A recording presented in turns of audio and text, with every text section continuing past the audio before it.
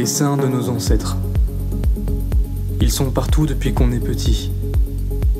On a invoqué des milliers de fois leur nom sans s'en rendre compte pour se donner rendez-vous dans leur lieu, mais pourtant, on ne les connaît pas.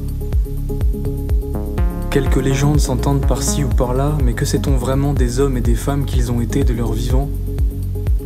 Il y a, dans quelques dizaines de branches qui composent notre arbre généalogique, cette multiple arrière-grand-mère priant San Gueltas, ce grand-grand-oncle portant à Santezana une plus grande dévotion qu'à qui que ce soit d'autre, et tous ont pu en récolter soit guérison, soit apaisement de l'âme.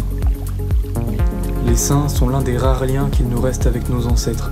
Ils sont là, rigides dans leur statue en bois déposée dans l'obscur angle de la chapelle ou à la lumière d'un vitrail.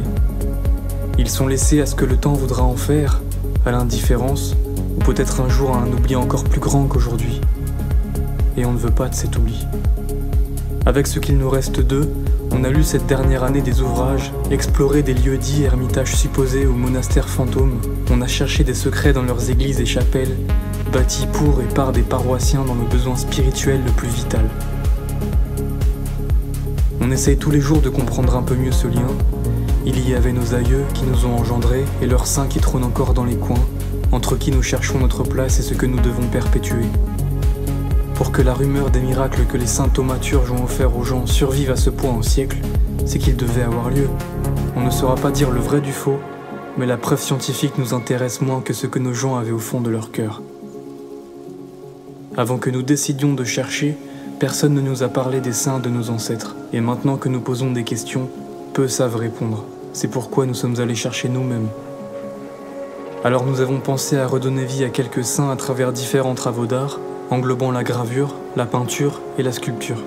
On a senti que recréer des images des saints était le moyen le plus simple pour se rapprocher de la dévotion des anciens. C'est une manière pour nous de se connecter à ce passé. Le lieu était assez symbolique pour nous. Cette chapelle reculée a été édifiée il y a 123 ans sur les ruines d'une autre plus ancienne. Son emplacement discret et ses grandes dimensions en faisaient l'endroit idéal pour nous. Tout a appelé à l'insuffler de jeunesse, de mouvement.